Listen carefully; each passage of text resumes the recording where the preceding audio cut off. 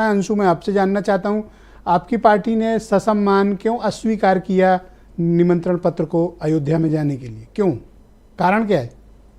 ब्रजेश जी, देखिए, आपने तो ओपनिंग रिमार्क में ही सारी बातें स्वयं कह दी हैं कि भाजपा का कार्यक्रम है। भारतीय जनता पार्टी जिसको चाह रही है उसको पॉलिटिकली जो उनको प्रॉफिट लॉस है उस हिसाब से बुला रहे हैं। जिनकी ज़रूरत नहीं उनको नहीं बुला रहे हैं, उनको वो धर्म संकट में नहीं डाल रहे हैं या जो भी है। देखिए ब्रजेश जी, आपको तो बुलाया है ना?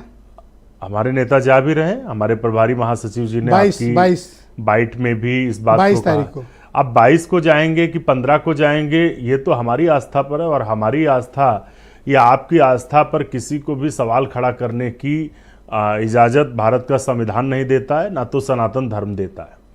दूसरा, 22 तारीख को लेकर बात है, इस प्रदेश और देश पूरे विश्व के जो सनातन धर्म के मानने वाले हैं वो इस बात को जानते हैं और इस बात को लेकर आश्चर्यचकित हैं कि सनातन धर्म, जिनके संतों के संत परम संत शंकराचार्य महाराज हैं, चारों पीठों के शंकराचार्य ने इस बात को कहा है। शास्त्र विधान तो वो जानते हैं, ना कांग्रेस जानती है, ना भारतीय जनता पार्टी जानती है। We are a political party, हमारा काम तो राजनीति करना है।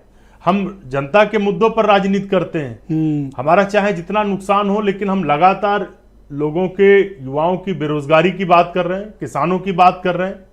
भारतीय जनता पार्टी आपके पॉलिटिकल एजेंडे को सूट करता है कि शंकराचार्य जी महाराज के बयान आपके पॉलिटिकल एजेंडे को सूट कर रहा है, क्योंकि आप नहीं जा रहे हैं, ब्रजेश वो जी भी हो नहीं सकता जा रहे हैं। ब्रजेश जी, वरना आप शंकराचार्य जी की इतनी इज्जत, अरे तो गजब हो गया। नहीं, सुनिए, हो सकता है कि आपको लगता है हमको सूट कर रहा है, लेकिन क्या इस बात पर चिंतन नहीं होना चाहिए कि जो सबसे बड़े शास्त्रों के ज्ञाता हैं, जो आम धर्म सभा में शंकराचार्य बनते हैं, जिनका निर्वाचन, जिनका चुनाव देश के लाखों करोड़ों संत करते हैं, अगर वो कोई बात कह रहे हैं, हम तो संतों के पीछे चलते हैं, उनका अनुसरण करते हैं, अगर वो कोई बात कह रहे हैं तो ये कांग्रेस से सूट करने वाली बात नहीं, ये तो देश आप के इसलिए नहीं जा रहे हैं क्योंकि शंकराचार्य जी नहीं जा रहे हैं। ये देश के करोड़ों सनातन आपकी कोई एक स्टैंड है इस विषय पे? के लिए चिंतन की बात है।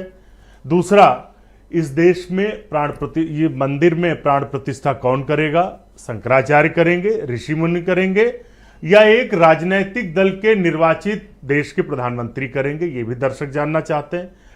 दूसरा, अधूरे निर्माण के साथ में प्राण प्रतिष्ठा को लेकर आखिर ऐसी क्या जल्दबाजी है? तो ऐसी क्या जल्दबाजी है कि 15 तारीख, सुन लो, सवाल ले लो। शरद जी की बात का मैं मेरी जवाब बात दे दूं, पहले मेरे सवाल का जवाब दे दो, फिर शरद जी बजाएं।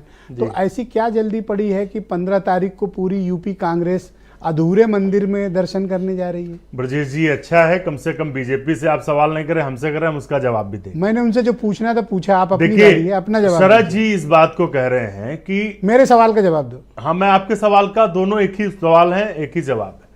देखिए, आधे अधूरे निर्माण को लेकर, प्राण प्रतिष्ठा को लेकर देश के ऋषि मुनि सवाल खड़ा कर रहे हैं। आखिर ऐसी क्या जल्दबाजी? निर्णय सर्वोच्च न्यायालय ने दिया है, सभी ने स्वीकार किया, हमने भी उसे सम्मान दिया है, हम भी आस्था रखते हैं। थैंक यू, बहुत शुक्रिया। हमारी आस्था पर अब दिन नहीं जोड़ा जा सकता, तिथि नहीं जोड़ी जा सकती। मैं नंद किशोर मिश्रा जी को आमंत्रित करता हूं। धन्यवाद।